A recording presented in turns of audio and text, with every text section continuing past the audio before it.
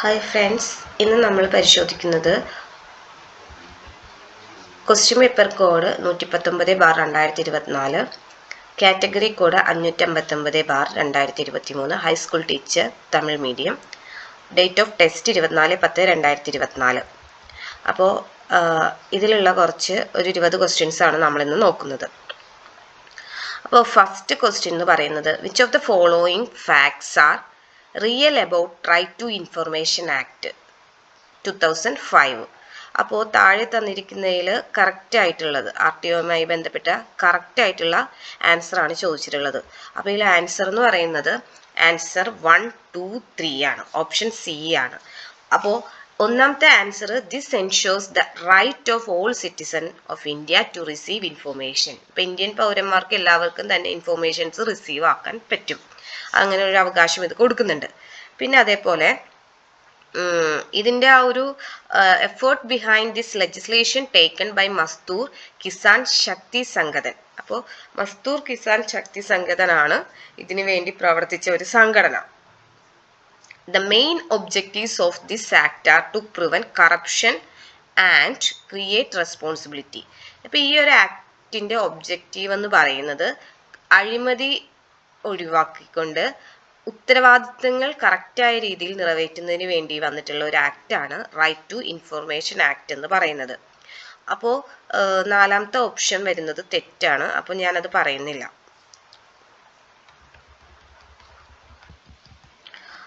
അടുത്ത question, on the following facts are related to a newspaper. താഴെ തന്നിരിക്കുന്നതിൽ ഒരു ന്യൂസ് പേപ്പറിനെ കുറിച്ചിട്ടുള്ള ഫാക്റ്റാണ് പറഞ്ഞിരിക്കുന്നത്. അത് ഏതാണെന്നാണ് ചോദിച്ചിട്ടുള്ളത്. അപ്പോൾ കറക്റ്റ് ആൻസർ ബി ആണ് വരുന്നത്. ക്വസ്റ്റ്യൻ നമുക്ക് നോക്കാം. Malayalam weekly newspaper published from Shoranur in Malabar. അപ്പോൾ ഈ ഒരു വീക്ക്ലി ന്യൂസ് പേപ്പർ ഷൊർണൂർ മലബാറിൽ നിന്നാണിത് പബ്ലിഷ് ചെയ്യുന്നത്. It was the organ of Congress Socialist party.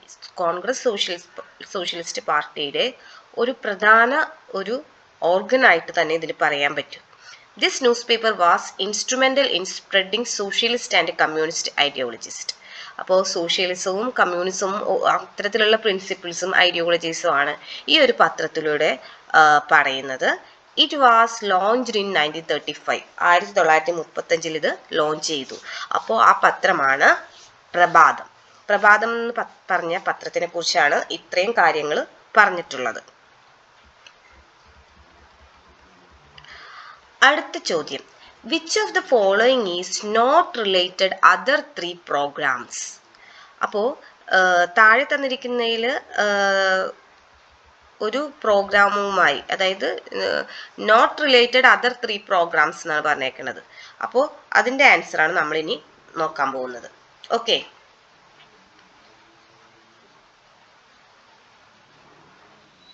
അപ്പോൾ താഴെ പറയുന്നതിൽ ഏതാണ് മറ്റു 3 പ്രോഗ്രാമുകളുമായി ബന്ധമില്ലാത്തത്?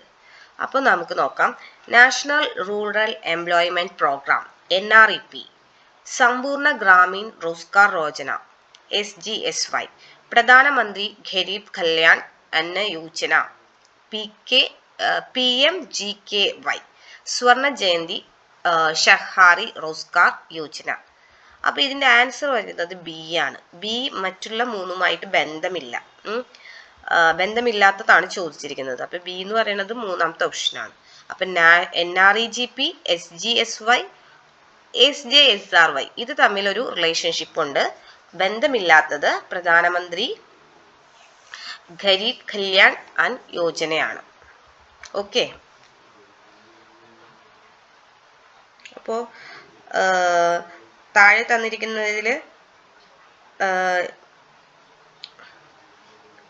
ഓക്കെ, ഇനി നെക്സ്റ്റ് വൺ വരുന്നത് 4ാമത്തെ ചോദ്യമാണ്. 4ാമത്തെ ചോദ്യം, on the following facts which are not related to the proposals put forward by Gandhiji as the part of civil disobedience movement.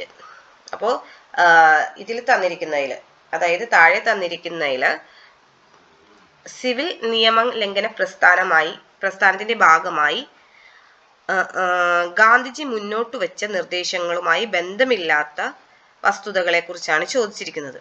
അപ്പോൾ ഒന്നാമത്തേതെന്ന് പറയുന്നത് ആൻസർ സി ആണ്, 4 മാത്രമേ ഉള്ളൂ. അപ്പോൾ ഒന്നാമത്തേതിൽ ഇന്ത്യക്കാരെ നിരീക്ഷിക്കുന്നതിനായി രൂപീകരിച്ച രഹസ്യ നിരീക്ഷണ വിഭാഗം പിരിച്ചുവിടുക, അതാണ് ഒന്നാമത്തേത്. രണ്ടാമത്തേതെന്ന് പറയുന്നത് to start coastal shipping service, അതായത് തീരദേശ ഷിപ്പിംഗ് സേവനം ആരംഭിക്കുന്നതിന്. മൂന്നാമത്തേത് റിലീസ് പൊളിറ്റിക്കൽ പ്രിസണേഴ്സ്, അതായത് രാഷ്ട്രീയ തടവുകാരെ മോചിപ്പിക്കുക. നാലാമത്തേത് without quitting this position in army soldiers shall disobey orders to shoot and kill Indian, അതായത് സൈനിക സ്ഥാനം രാജിവെക്കാതെ തന്നെ സൈനികർ വെടിവെക്കാനുള്ള ഉത്തരവുകൾ അനുസരിക്കരുത്, കൂടാതെ ഇന്ത്യക്കാരെ കൊല്ലുക. അപ്പോൾ ഇതിൽ ഏതാണ് ഗാന്ധിജി പറഞ്ഞ മുന്നോട്ട് വച്ച നിർദ്ദേശങ്ങളുമായി ബന്ധമില്ലാത്തത്? അത് ഓപ്ഷൻ 4 ഓൺലി ആണ്. നാലാമത്തെ ഓപ്ഷൻ മാത്രമേ ഉള്ളൂ. ബാക്കിയെല്ലാം ഗാന്ധിജി മുന്നോട്ട് വച്ചിട്ടുള്ള ആശയങ്ങളാണ്. The following facts are related to agitation Kerala, which was the movement. ഇപ്പോൾ താഴെ തന്നിരിക്കുന്നതിൽ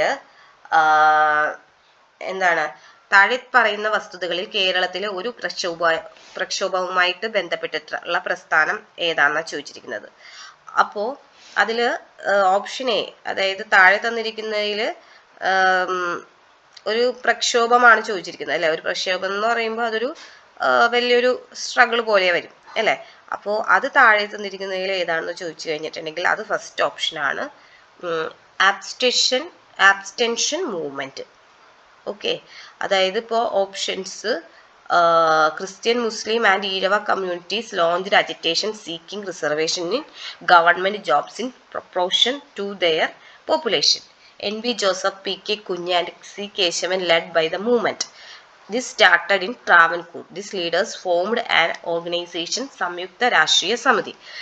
അപ്പോൾ ഇത് പഠിക്കുവാണെങ്കിൽ നമുക്ക് ഇനി ഇത് വേറെ രീതിയിൽ ചോദിക്കുമ്പോൾ നമുക്ക് ആൻസർ എഴുതാൻ പറ്റും. അപ്പോൾ ഇതിൻ്റെ എല്ലാത്തിൻ്റെ ആൻസർ ആയിട്ട് വരുന്നത് അബ്സ്റ്റൻഷൻ മൂവ്മെൻ്റ് ആണ്. അപ്പോൾ ഇതിൽ നമുക്ക് ഈ ഓപ്ഷൻസ് എല്ലാം ഒന്ന് പഠിച്ചു പോകണം. അതായത് ക്രിസ്ത്യൻ, മുസ്ലിം, ഈഴവ കമ്മ്യൂണിറ്റി ആണ് ഇതിൽ അവർക്ക് ഗവൺമെൻറ് ജോബിലും അവരുടെ ജനസംഖ്യക്ക് ആനുപാതികമായിട്ടുള്ള ഒരു റിസർവേഷൻ കൊടുക്കണം. അതേപോലെ ഇതിൽ പ്രവർത്തിച്ചിട്ടുള്ള പ്രധാനപ്പെട്ട നേതാക്കന്മാരെന്ന് പറയുന്നത് N.V. Joseph, P.K. കുഞ്ഞ് ആൻഡ് C. കേശവനാണ് ഈ ഒരു മൂവ്മെന്റിന് നേതൃത്വം നൽകിയത്. ഇത് സ്റ്റാർട്ട് ചെയ്തത് ട്രാവൻകൂർ അല്ലെങ്കിൽ തിരുവിതാംകൂറിലാണ്. ഇതിന്റെ ലീഡേഴ്സ് ഫോം ചെയ്തിട്ടുള്ള ഓർഗനൈസേഷനാണ് സംയുക്ത രാഷ്ട്രീയ സമിതി. അപ്പോൾ ഈ ചോദ്യം ഇനി വേറെ രീതിയിൽ ചോദിക്കാം. അതുകൊണ്ട് ഇത് അബ്സ്റ്റൻഷൻ മൂവ്മെന്റ് ആണ്. അപ്പോൾ ഈ ഓപ്ഷൻസ് നന്നായിട്ട് തറക്കുക. ആറാമത്തെ ചോദ്യം, which person related to the statement? താഴെ തന്നിരിക്കുന്നതിൽ ഈ ഒരു സ്റ്റേറ്റ്മെന്റുമായിട്ട് ബന്ധപ്പെട്ടിട്ടുള്ള വ്യക്തി ആരാണ്?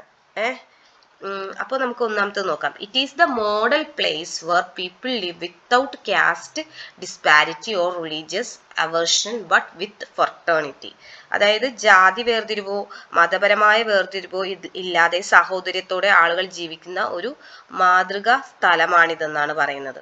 അതേപോലെ enlighten through education and strengthen by union, അതായത് വിദ്യാഭ്യാസത്തിലൂടെ പ്രബുദ്ധരാകുക, ഐക്യത്തിലൂടെ ശക്തിപ്പെടുക. അതേപോലെ he convened an all religion conference in Aluva, അതായത് ആലുവയിൽ അദ്ദേഹം ഒരു സർവമത സമ്മേളനം വിളിച്ചുകൂട്ടി. അതേപോലെ ഹി സ്റ്റാർട്ടഡ് അദ്വൈത ആശ്രമം അറ്റ് ആലുവ. അപ്പോൾ ഓപ്ഷൻ സി നമുക്ക് പെട്ടെന്ന് 1-2 ഓപ്ഷൻസ് വായിക്കുമ്പോൾ തന്നെ പെട്ടെന്ന് മനസ്സിലാക്കാൻ പറ്റും അല്ലേ. അതായത് ഇതൊക്കെ നമ്മൾ എവിടെയൊക്കെ പഠിച്ച പോയിന്റുകളൊക്കെ തന്നെയാണ്. അപ്പോൾ നമുക്ക് ഓപ്ഷൻ സി, അതായത് ശ്രീനാരായണ ഗുരു ആണ് അദ്വൈതാശ്രമം ആലുവയിൽ സ്ഥാപിച്ചത്. അതേപോലെ എല്ലാ മതങ്ങളും ചേർത്തൊരു സർവമത സമ്മേളനം സ്ഥാപിച്ചത് അദ്ദേഹം തന്നെയാണ്. അതേപോലെ തന്നെ വിദ്യ കൊണ്ട് പ്രബുദ്ധരാകുക, ഐക്യത്തിലൂടെ ശക്തിപ്പെടുക എന്ന് പറഞ്ഞതും അദ്ദേഹം തന്നെയാണ്. അപ്പോൾ ഈ ഒരു ക്വസ്റ്റ്യൻ ഇങ്ങനെ ചോദിക്കുമ്പോൾ നമുക്ക് പെട്ടെന്ന് എളുപ്പം ഉത്തരത്തിലേക്ക് എത്താൻ പറ്റും. ഓക്കെ, ഇനി ക്വസ്റ്റ്യൻ നമ്പർ 7. ക്വസ്റ്റ്യൻ നമ്പർ 7 എന്ന് പറയുന്നത് ഈ മോഡലിലായിരിക്കും ചിലപ്പോൾ ക്വസ്റ്റ്യൻസ് ഒക്കെ HSA ജനറൽ പേപ്പറിലേക്ക് വരാൻ ചാൻസ് ഉള്ളത് കേട്ടോ. അപ്പൊ താഴെ തന്നിരിക്കുന്നതിൽ ഒരു വുമൺ, ഒരു സ്ത്രീന്റെ കുറിച്ചിട്ട്, അതായത് ഒരു നോട്ടീസബിൾ ആയിട്ടുള്ള ഒരു വുമൺ കേരളയെ കുറിച്ചിട്ട് പറയുന്നുണ്ട്. അപ്പോൾ അത് ഏതാണെന്നാണ് ചോദിച്ചിട്ടുള്ളത്. അപ്പോൾ നമുക്ക് നോക്കാം.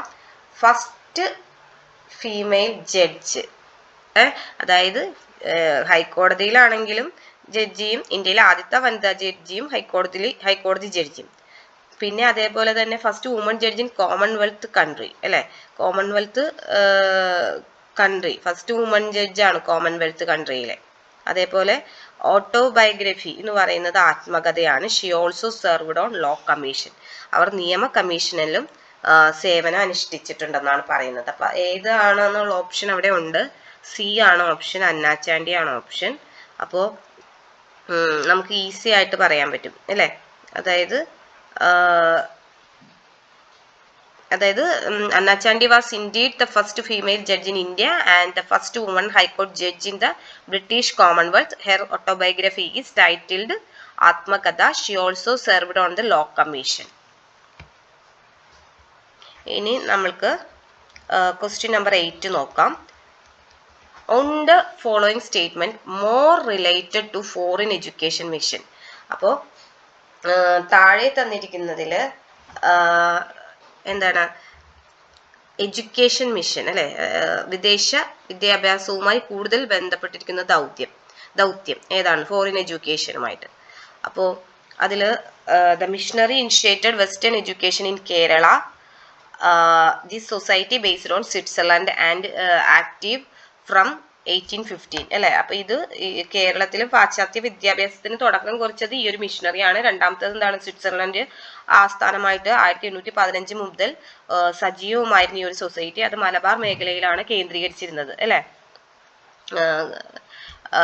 It concentrated in Malabar region. അതേപോലെ ലാസ്റ്റ് ഓപ്ഷൻ, ഇത് ജാതി രഹിത മതപരിവർത്തനങ്ങളിലൂടെ ഒരു സമൂഹത്തെ സൃഷ്ടിച്ച് അവർക്ക് അതിൽ ജോലി വാഗ്ദാനം ചെയ്തു. അതാണ് 4ാമത്തെ പോയിന്റ് ഓപ്ഷൻ. അപ്പൊ ഇതിൽ ഓപ്ഷൻ സി ആണ് നമുക്ക് ഉത്തരം പറയാൻ പറ്റുന്നത്. കാരണം എന്താണ്? ഇത് പറയുന്നത് എന്തിനെ കുറിച്ചാണ്? ബേസൽ ഇവാഞ്ചലിക്കൽ മിഷനെ കുറിച്ചാണ് പറയുന്നത്, കേട്ടോ. അപ്പോ the statements provided describe the characteristics of the Basel Evangelical Mission, which played a significant role in initiating Western education in Kerala, particularly concentrating its efforts in the Malabar region, and was based in Switzerland, active from 1815. Okay. ഇനി നമ്മൾ question number 9 പോവാം. Which of the following facts are incorrect about the poet? അപ്പോൾ ഏതോ ഒരു പോയറ്റിനെ കുറിച്ചിട്ടുള്ള തെറ്റായ പ്രസ്താവനയാണ് ഇതിൽ തന്നിട്ടുള്ളത്. ഒരു പോയറ്റിനെ കുറിച്ചിട്ടുള്ള തെറ്റായ പ്രസ്താവനയാണ് നൽകിയിട്ടുള്ളത്. അപ്പോ ബിയും ഓപ്ഷൻ ബി ആണ് ശരി. അതിൽ ഓപ്ഷൻ സെക്കൻഡും തേർഡും ആണ് തെറ്റായിട്ടുള്ള ഉത്തരം. അപ്പോ നമുക്ക് തെറ്റായിട്ടുള്ള ഉത്തരം നോക്കാം. ഓപ്ഷൻ ബി അല്ലേ? അതായത് ഒന്നാമത്തേതെന്ന് പറയുന്നത് Kumaran Asan was one of the triumvirate poet of modern Malayalam എന്ന് വെച്ചാൽ എന്താ? ആധുനിക മലയാളത്തിന്റെ ഇപ്പൊ 3 കവികൾ ഉണ്ടായിരുന്നല്ലോ. അതില് ഒരാളായിരുന്നു കുമാരനാശാൻ. രണ്ടാമത്തേത് കരുണ, പ്രരോദനം, പിങ്കള എന്നിവ ശ്രദ്ധേയമായ കൃതികളാണ്. അതേപോലെ തന്നെ 1922 കൽക്കട്ട സർവകലാശാല അദ്ദേഹത്തിന് മഹാകവി എന്ന ഒരു എന്താണ് പ്രിഫിക്സ് നൽകി എന്നാണ് പറയുന്നത്. പിന്നെ അദ്ദേഹം SNDP യോഗത്തിന്റെ ആദ്യ സെക്രട്ടറി ആയിരുന്നു. അപ്പോൾ ഇതില് ഓപ്ഷൻ തെറ്റ് പറയുന്നത് ബി ആണ് തെറ്റ്. അതിൽ ഓപ്ഷൻ 2ഉം 3ഉം ആണ് തെറ്റ്. ഓക്കെ. ഇപ്പൊ ഒന്നാമത്തെ Kumaran Asan was one of the triumvirate poet of modern Malayalam, അത് കറക്റ്റ് ആൻസർ ആണ്. ബാക്കിയുള്ള ഓപ്ഷൻസ് ഒക്കെ പിന്നെ വരുന്ന രണ്ടാമത്തെ ഓപ്ഷൻ റോങ് ആയിട്ടുള്ള ഓപ്ഷനാണ്.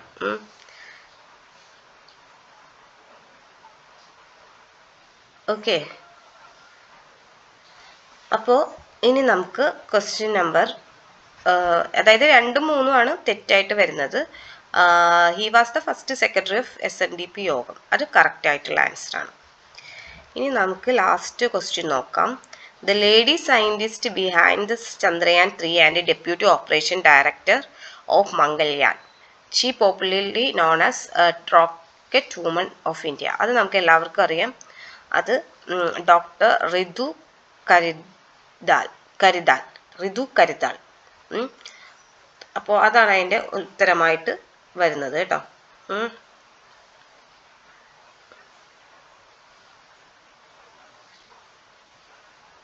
ഓക്കെ,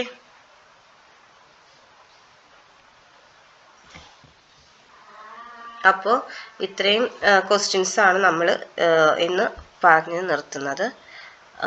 ഇനി ബാക്കിയുള്ള ക്വസ്റ്റ്യൻസ് നമുക്ക് നെക്സ്റ്റ് നോക്കാം, അടുത്ത ക്ലാസ്സിൽ നോക്കാം കേട്ടോ. അപ്പോൾ ഇനി നമ്മൾ ഇന്നത്തെ ക്ലാസ് നിർത്തുവാണ് കേട്ടോ. Thank you.